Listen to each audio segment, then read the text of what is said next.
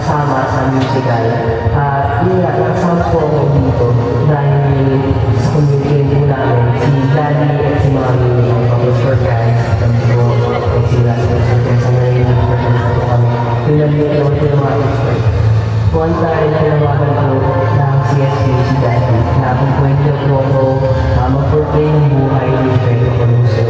Siyempre po, Daddy ka lang, kilala niya si Pedro Caluso.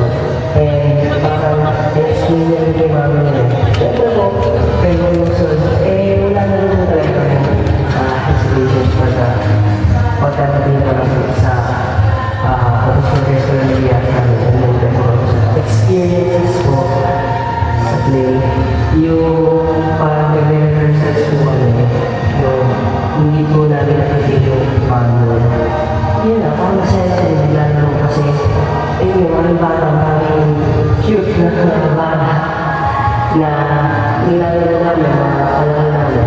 Pero syempre, may time to play, may time to play. So, yun, may time to play. And ang pinaka-remember ko sa akin, yung preparation na ginawa namin sa play na ito. Yun nga, alas 3 months na namin kailangan yung songs, yung blocking sa stage. Kulang ang time namin para gumawa ng magandang play sa mga Pedro Caluso by God's grace. Sobrang kasi lahat talaga kami play na lang talaga tayo kasi sobrang parang hindi naman kasi nga sobrang down na sa tayo yung parang show na at yung next week na lang after the play, kung nagawa nila parang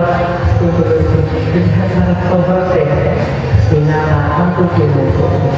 Ang gusto ko talaga siguro may Pedro at kung ano yung mayahabin ko sa buhay din na nangyayari sa akin sa mga teams, sa mga youth is yung hindi ko mawawala dyan yung temptation, hindi mawawala yung mga trials na nangyayari sa buhay.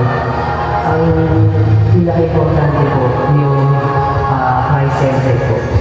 Lagi kong nandyan si God sa lahat ng gagawin mo. Tulad na lang po na ito po siguro itong play na ito. Ngayon bago po kami mag-play. Iba po po yung mag-play kami kasi group na CFC sa lakas.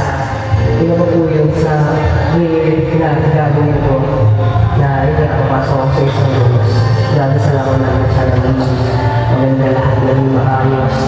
Lahat ng gagawin namin, itong play nito yung para po sa may kaya namin ang buhay ng Caluso na na-inspire yung mga tao na tinutulong sila ng Luzon.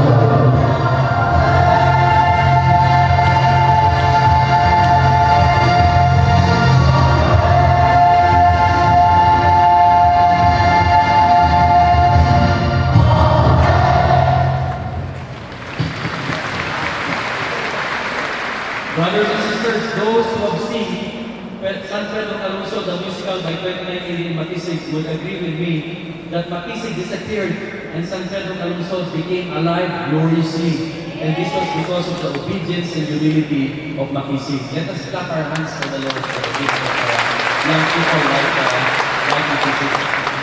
Brothers and sisters, to close, you and I are called to be families in the Holy Spirit, refilling and renewing the jars of earth, that we cannot give and share what we do not have. And therefore, our own journey to personal holiness, our own radical personal transformation by the grace and love of God is the foundation to our mission. This is the good news. Can you count the number of jars in the stage right now? 6. 1, 2, 3, 4, 5, 6. Brothers and sisters, there could well be a 7th jar that you do not see in the stage right now. It is your jar. It is not made of stone. It is made of clay, molded by the master potter himself. And that jar needs refilling. Alam niyo po, when I was reading some articles on medical physiology, I came across an article that said that when you and I were born, we were 75% water. Can you imagine that? You and I are walking water balloons. This is a very glory thought to think, but when people jump 100 stories off the World Trade Center, they practically disintegrated because human beings are walking water balloons. Now, as you age, the percent of your body, of your water in your body decreases. The average is 57% or 60%. But that still means 40 liters of water in your body or about 11 gallons. So this is what we will do. Before we go to the reflection song, we will come before the Lord. Maybe, brothers and sisters, I can request you to close your eyes. Close your eyes. Put your heart. Put your hand in your heart. Feel your heart, brothers and sisters. Feel your heart. Your heart is beating.